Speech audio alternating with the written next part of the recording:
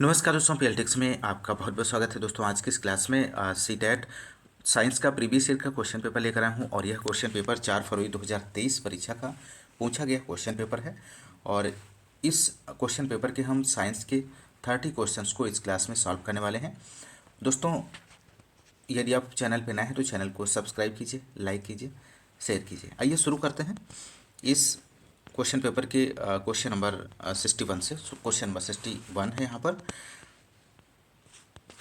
प्याज के छिलके की कोशिकाओं का अवलोकन सूक्ष्मदर्शी में किया जाता है। प्याज की कोशिका की परिधि को ए कहा जाता है, जो एक अन्य मोटे आवरण से ढकी होती है, जिसको बी कहते हैं। कोशिका के मध्य में जो केंद्रीय सघन पिंड है उसे सी कहते हैं।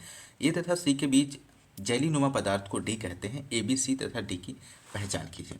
तो यहाँ पर पहला ऑप्शन दिया गया है, ए कोशिका द्रव्य, बी कोशिका भित्ति और सी केंद्रक, डी प्लास्टिड्स। ऑप्शन बी देखिए, कोशिका भित्ति है, कोशिका द्रव्य है और सी में केंद्रक है और डी में कोशिका झिल्ली है। ऑप्शन सी, ए कोशिका द्रव्य है, बी कोशिका झिल्ली, सी प्लास्टिड्स और डी केंद्रक। ऑप्शन डी, ए कोशिका भित्ति कोशिका झिल्ली है, बी कोशिका भित्ति और सी केंद्रक और ऑप्शन डी कोशिका द्रव्य। तो यहाँ पर आपको इस क्वेश्चन का राइट आंसर का चयन करना है। तो यहाँ पे जो राइट आंसर होगा ऑप्शन डी हो जाएगा। ए कोशिका झिल्ली, बी कोशिका भित्ति, केंद्रक और कोशिका द्रव्य इस क्वेश्चन का सही जवाब बनेगा। बढ़ते हैं अगले क्वेश्चन की ओर। क्वेश्चन नंबर 62 है। क्वेश्चन नंबर 62, निम्नलिखित में से कौन से वैज्ञानिक प्रयत्नों को नीचे दिए गए क्रियाकलाप द्वारा प्रदर्शित किया जा सकता है। एक प्लास्टिक की बोतल को पानी से भर दिया गया है तथा उसके मुंह को ढक्कन से बंद कर दिया गया है। बोतल में एक पिन द्वारा छिद्र कर दिया गया है। यह देखा गया है कि छिद्र में से पानी नहीं निकलता है। ऑप्शन ए दिया गया है, उत्प्लावक बल है, घनत्व है, दाब है, गुरुत्वाकर्षण। तो क्वेश्चन नंबर 62 का यहाँ पे जो आंसर होगा दोस्तों ऑप्शन सी बनेगा, दाब। अगला क्वेश्चन, क्वेश्चन नंबर 63 है। एक लेजर टॉर्च से प्रकाश को एक एक करके निम्नलिखित पर डाला गया है। तो ऑप्शन पहला दिया गया है यहाँ पर, ए एक प्रिज्म पर, एक कांच की इस स्लैब पर। ए और बी में कौन सी परिघटना होगा। पहला ऑप्शन है ए प्रकीर्ण, बी अपवर्तन, ए अपवर्तन, बी प्रकीर्ण। ऑप्शन सी है ए प्रकीर्ण, बी प्रकीर्ण और डी है अपवर्तन और अपवर्तन। तो क्वेश्चन नंबर 63 का आंसर जो होगा ऑप्शन डी हो जाएगा दोस्तों यहाँ पर, अपवर्तन और अपवर्तन। नेक्स्ट क्वेश्चन नंबर 64, पौधों द्वारा कार्बन डाइऑक्साइड तथा जल का सूर्य के प्रकाश की उपस्थिति में प्रयोग करके भोजन के उत्पादन में किस प्रकार की अभिक्रिया का प्रयोग किया जाता है। तो 64 का यहाँ पर आप लोग आंसर दीजिए दोस्तों। इस क्वेश्चन का आंसर क्या बनेगा। तो ऑप्शन सी इस क्वेश्चन का सही जवाब हो जाएगा, संयुक्त अभिक्रिया, combination reaction. Next 65 question number, copper sulphate के संतृप्त विलेन को क्या करने से उसमें और मात्रा में कॉपर सल्फेट घोला जा सकता है। विलेन में क्षार डालकर, विलेन को जमा कर, विलेन को गर्म कर और विलेन में अम्ल डालकर। तो क्वेश्चन नंबर 65 का जो आंसर होगा ऑप्शन सी हो जाएगा, विलेन को गर्म करके। ऑप्शन सी सही जवाब बनेगा। नेक्स्ट क्वेश्चन, क्वेश्चन नंबर 66 है यहाँ पर, which of the following combinations is correct. निम्नलिखित में से कौन सा संयोजन सही है। एक तरफ रोग है, रोगजनक कारक सूक्ष्म जीव हैं, प्रसार का माध्यम दिया गया है। तो ऑप्शन ए है पोलियो, जीवाणु, वायु तथा जल। बी है हैजा, विषाणु, जल एवं भोजन। हेपेटाइटिस बी, जीवाणु, भोजन एवं जल। खसरा, विषाणु और वायु। तो इस क्वेश्चन का आंसर आप लोग दीजिए दोस्तों। 66 का आंसर क्या बनेगा। तो राइट जो आंसर होगा ऑप्शन ए हो जाएगा, ओनली डी इस क्वेश्चन का सही जवाब बनेगा दोस्तों। पोलियो विषाणु के द्वारा और प्रसार का जो माध्यम है वायु जल होता है, और हैजा जीवाणु के द्वारा और जल तथा खाद्य पदार्थ के द्वारा इसका प्रसार होता है, और हेपेटाइटिस बी जो है जीवाणु द्वारा, विषाणु द्वारा, और इसका जो प्रसार का माध्यम है वो जल द्वारा होता है। खसरा विषाणु रोगजनक है और इसका प्रसार का माध्यम वायु द्वारा होता है। तो ध्यान रखिएगा। बढ़ते हैं अगले क्वेश्चन की ओर। क्वेश्चन नंबर 67 है, निम्नलिखित में से कौन से जीव में हड्डियां नहीं होती हैं तथा वह संकुचन तथा प्रसार से चलता है। महत्वपूर्ण प्रश्न है। तो यहाँ पर 67 का आपको आंसर देना है। तो राइट आंसर होगा ऑप्शन ए, अर्थवर्म, केचुआ इस क्वेश्चन का सही जवाब होगा। केचुआ की बात करें तो केचुआ एनेलिडा संघ का जंतु है। उसका वैज्ञानिक नाम फेरेटिमा पोस्तुमा है और यह द्विलिंगी जंतु है जो मिट्टी के अंदर स्वतंत्र रूप से जीवन व्यतीत करता है और इसका शरीर लंबा और बेलनाकार होता है। केचुआ में हड्डी नहीं होती है और वह संकुचन और प्रसार से चलता है। इसे किसानों का मित्र कहा जाता है। नेक्स्ट क्वेश्चन, क्वेश्चन नंबर 68 है यहाँ पर। किस सूक्ष्म पोषक तत्व की कमी न्यूनता के परिणाम स्वरूप रक्त का थक्का ठीक से नहीं बनता और बाद में रक्त बहने लगता है? तो किसकी वजह से ये होता है यहाँ पर? ऑप्शन ए है विटामिन ए, ऑप्शन बी है विटामिन 12, विटामिन के, विटामिन B1। तो इस क्वेश्चन का आंसर आप लोग दीजिए दोस्तों। इस क्वेश्चन का आंसर तो आप सभी से बन जाएगा। तो 68 का जो आंसर होगा ऑप्शन सी हो जाएगा, विटामिन के। विटामिन के वसा में घुलनशील विटामिन है और इसका रासायनिक नाम फिलोक्विनोन है। विटामिन के की कमी के कारण रक्त का थक्का ठीक से नहीं बनता और रक्त बहता रहता है। यह यकृत में प्रोथ्राम्बिन नामक पदार्थ के निर्माण से भाग लेता है और इसे रक्त स्रावरोधी पदार्थ भी कहते हैं। जब विटामिन हरी पत्तियां, टमाटर, सोयाबीन, अंडों के जर्दी तथा पनीर में पाया जाता है। तो ऑप्शन सी यहाँ पर राइट आंसर हो जाएगा। क्वेश्चन नंबर नेक्स्ट है 69। जब अम्ल को क्षार बी में डाला जाता है तो सी बनता है जिसके साथ बहुत मात्रा में ऊष्मा उत्पन्न होती है। सी का प्रयोग प्लास्टर ऑफ पेरिस के उत्पादन में किया जाता है। तो ए बी सी की पहचान कीजिए। तो यहाँ पर पहला ऑप्शन दिया गया है ए हाइड्रोक्लोरिक अम्ल, बी है एल्यूमिनियम ऑक्साइड, सी है aluminium chloride. Next option B है सल्फ्यूरिक अम्ल, aluminium oxide, aluminium sulphate. Hydrochloric अम्ल calcium carbonate, calcium chloride. Option D है सल्फ्यूरिक अम्ल चूने का पानी और सी है कैल्शियम सल्फेट। तो यहाँ पर आंसर आप लोग दीजिए दोस्तों। इसका सही जो राइट आंसर जो बनेगा ऑप्शन डी हो जाएगा। यहाँ पर सल्फ्यूरिक अम्ल चूने का पानी कैल्शियम सल्फेट सही जवाब हो जाएगा। नेक्स्ट क्वेश्चन, क्वेश्चन नंबर यहाँ पर 70 दिया गया है। निम्नलिखित में से कौन सी विधियों का प्रयोग रेत, नेफ्थलीन तथा नमक के मिश्रण को पृथक करने के लिए किया जाता है? ऑप्शन ए है निर्धारणा, आसवन, वाष्पीकरण का। ऑप्शन बी है ऊर्ध्वपातन, निर्धारणा, वाष्पीकरण, निर्धारणा, छानना, वाष्पीकरण, वाष्पीकरण, क्रिस्टलीकरण, ऊर्ध्वपातन। तो यहाँ पर 70 का जो आंसर होगा दोस्तों ऑप्शन बी हो जाएगा, सब्लिमेशन, ऊर्ध्वपातन, निर्धारणा और वाष्पीकरण सही आंसर बनेगा। नेक्स्ट क्वेश्चन, क्वेश्चन नंबर 71 है। किसी इमारत की छत से भूमि की ओर गिरने वाले सिक्के की गति लगातार बढ़ती क्यों है? पहला ऑप्शन दिया गया है सिक्का बहुत हल्का होता है, पृथ्वी सिक्के को आकर्षित करती है। ऑप्शन सी है सिक्के पर कोई बल कार्य नहीं करता है। ऑप्शन डी है वायु सिक्के को ढकेलती है। तो क्वेश्चन नंबर 71 का जो राइट आंसर होगा ऑप्शन बी हो जाएगा, पृथ्वी सिक्के को आकर्षित करती है। Next question, question number 72, question number 72 है ए बी तथा सी डी ऐसी दो क्षण हैं जो, पहला ऑप्शन दिया गया है ए सिरा सी सिरे द्वारा प्रतिकर्षित होता है, बी तथा सी सिरे एक दूसरे को आकर्षित करते हैं, बी तथा डी सिरे एक दूसरे को प्रतिकर्षित करते हैं। निम्नलिखित में से कौन सा सही विकल्प सही है दिए गए ऑप्शंस में से? तो पहला ऑप्शन है ए बी एक चुंबक है परंतु सी डी चुंबक नहीं है, चुंबक नहीं है परंतु सी डी चुंबक है, और ए बी तथा सी डी दोनों चुंबक है, ए बी तथा सी डी दोनों चुंबक नहीं है। तो क्वेश्चन नंबर 72 का जो यहाँ पर राइट आंसर होगा दोस्तों वो ऑप्शन सी हो जाएगा, ए बी तथा सी डी दोनों चुंबक हैं।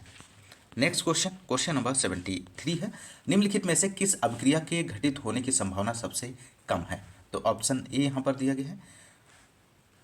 तो यहाँ पर राइट आंसर आपको देना है 73 का। तो 73 का जो राइट आंसर होगा ऑप्शन डी हो जाएगा, ऑप्शन डी राइट जवाब बनेगा। नेक्स्ट क्वेश्चन, क्वेश्चन नंबर 74 है। जल से भरे एक कागज के कप नीचे मोमबत्ती रखकर गर्म करने पर उसमें आग क्यों नहीं लगती है? तो पहला ऑप्शन दिया गया है कागज अज्वलनशील है, बी है कागज प्रज्वलन ताप तक नहीं पहुंचता, ऑप्शन सी यहाँ पर दिया गया है जल की विशिष्ट ऊष्मा कम होती है और कागज की उच्च विशिष्ट ऊष्मा होती है। तो क्वेश्चन नंबर 74 का आप लोग आंसर दे सकते हैं दोस्तों। इसका राइट आंसर क्या बनेगा? तो राइट आंसर जो होगा ऑप्शन बी हो जाएगा, इसका कागज प्रज्वलन ताप तक नहीं पहुंचता है। नेक्स्ट क्वेश्चन, क्वेश्चन नंबर 75 है। क्वेश्चन नंबर 75, निम्नलिखित संधि का मानव शरीर में उसके स्थान के साथ मिलान कीजिए।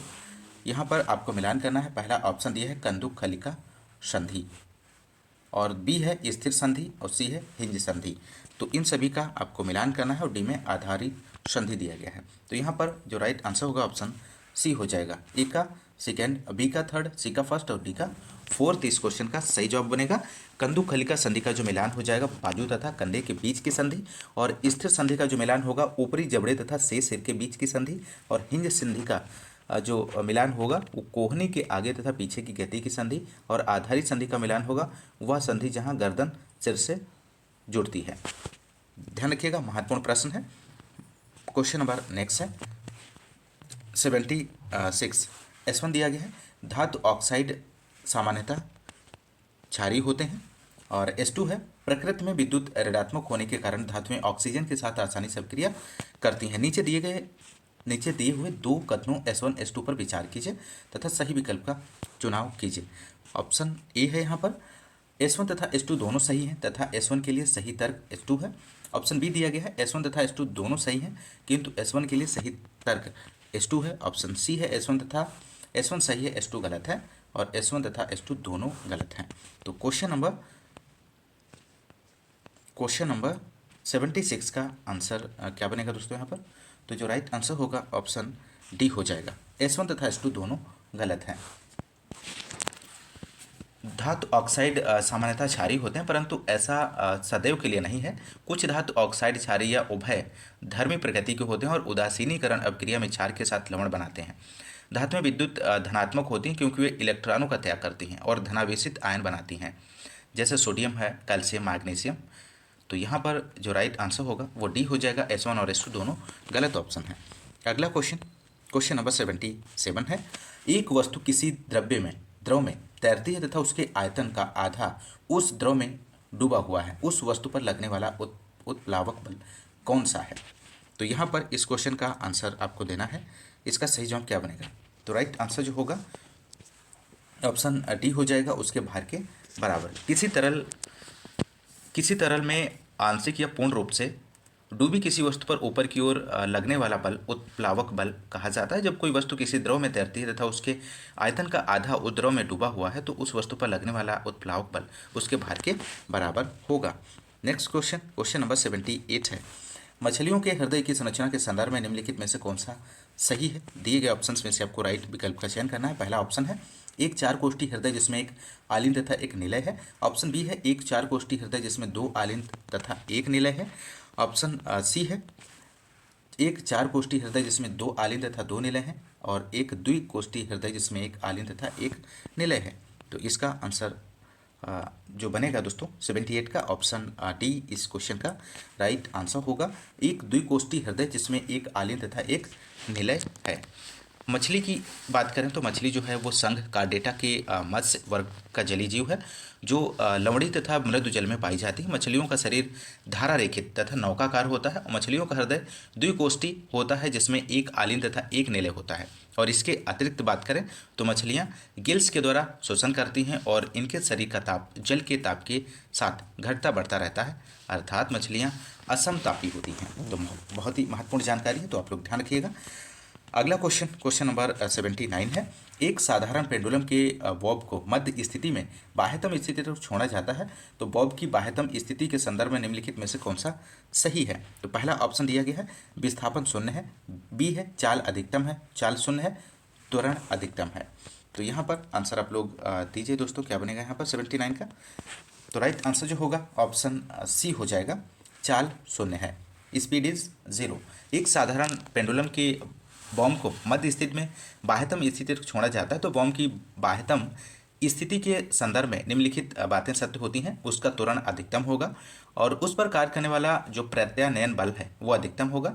गतिज ऊर्जा शून्य होती है और स्थितिज ऊर्जा अधिकतम होती है, वेग शून्य होता है। तो आप लोग ध्यान रखिए। महत्वपूर्ण प्रश्न है क्वेश्चन नंबर अगला है, निम्नलिखित में से पौधे के कौन से भाग कायिक प्रवर्धन में सहायक होते हैं? मोस्ट इंपॉर्टेंट प्रश्न है। तो यहाँ पर आंसर बनेगा ऑप्शन सी, जड़ें, तने और पत्तियां।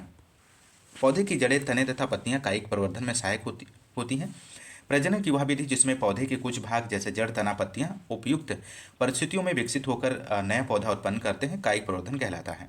तो इस विधि में उत्पन्न सभी पौधे आनुवांशिक रूप से जनक पौधे के ही समान होते हैं। उदाहरण की बात करें तो गन्ना है, गुलाब। अगला क्वेश्चन, क्वेश्चन नंबर 81 है। एक शिक्षिका अपने छात्रों के समक्ष दाब का प्रत्यय प्रदर्शित करना चाहती है। निम्नलिखित में से कौन से क्रियाकलाप इसके लिए उचित होंगे, आपको यहाँ पर बताना है। पहला ऑप्शन दिया गया है, वस्तुओं का मुक्त रूप से गिरते हुए अवलोकन करना तथा उनकी अपेक्षित गति की तुलना करना। ऑप्शन बी है, जल में विभिन्न तेल, सोयाबीन का तेल, सरसों का तेल, ऑलिव ऑयल मिलाना तथा उसकी परतों का अवलोकन करना। ऑप्शन सी दिया गया है, एक खाली बंद प्लास्टिक की बोतल को जल की बाल्टी में ढकेलना था अवलोकन करना। ऑप्शन डी दिया गया है, कागज़ की एक पट्टी को अपने निचले ओंठ से लगाना और मुंह से पट्टी को फूंक मारना, अवलोकन करना कि कागज़ की पट्टी किस दिशा में गति करती है। तो यहाँ पर इसका जो राइट आंसर होगा दोस्तों, क्वेश्चन नंबर 81 का जो राइट आंसर होगा ऑप्शन डी हो जाएगा। कागज़ की एक पट्टी को अपने निचले ओंठ से लगाना और मुंह से पट्टी को फूंक मारना, अवलोकन करना कि कागज़ की पट्टी किस दिशा में गति करती है। क्वेश्चन नंबर अगला है 82। निम्नलिखित क्रियाकलाप का लक्ष्य छात्रों में कौन से प्रक्रिया आधारित कौशलों का विकास करना है। श्वास भीतर एवं बाहर सामान्य रूप से लें, पता लगाएं कि आप एक मिनट में कितनी बार सांस अंदर लेते हैं वह बाहर निकालते हैं। अब अपने श्वसन की दर को तीव्र गति से चलने के पश्चात भागने के बाद तथा पूर्ण रूप से विश्राम करने के बाद गिने। आपके अनुसार किस स्थिति में श्वसन की दर सबसे तेज होगी। जांच करें कि आपकी दोस्तों को भी एक जैसे मूल्य प्राप्त होते हैं या नहीं। ऑप्शन ए है अवलोकन, अनुमान, मापन। ऑप्शन बी दिया गया है मापन, संप्रेषण, वर्गीकरण। सी है प्रयोग करना, मापन, वर्गीकरण। डी है संप्रेषण, अनुमान, प्रयोग करना। तो यहाँ पर इस क्वेश्चन का जो यहाँ पर राइट आंसर होगा दोस्तों, ऑप्शन 82 का ऑप्शन ए राइट जवाब बनेगा। अवलोकन, अनुमान, मापन, ऑब्जर्वेशन, प्रेडिक्शन और मेजरमेंट इस क्वेश्चन का सही जवाब हो जाएगा। बढ़ते हैं अगले क्वेश्चन की ओर। क्वेश्चन नंबर यहाँ पर 83 है दोस्तों। और निम्नलिखित में से कौन सा विज्ञान में आकलन के समकालीन दृष्टिकोण से मेल नहीं खाता है। तो पहला ऑप्शन है, विज्ञान में आकलन छात्रों में वैज्ञानिक अन्वेषण को बढ़ावा देता है। ऑप्शन बी है, विज्ञान में आकलन व्यापक प्रकृति का होता है। ऑप्शन सी यहाँ पे दिया गया है, विज्ञान में आकलन आधारित है छात्रों के वैज्ञानिक सिद्धांतों तथा विचार प्रतिपादन के सिद्धांतों को याद रखने पर। ऑप्शन डी है, विज्ञान में आकलन छात्रों में प्रक्रिया के कौशलों को विकसित करने में सहायक होता है। तो क्वेश्चन नंबर 83 का जो राइट आंसर होगा दोस्तों, ऑप्शन सी हो जाएगा। विज्ञान में आकलन आधारित है छात्रों के वैज्ञानिक सिद्धांतों, विचार प्रतिपादन के सिद्धांतों को याद रखने पर। ऑप्शन सी सही जवाब बनेगा।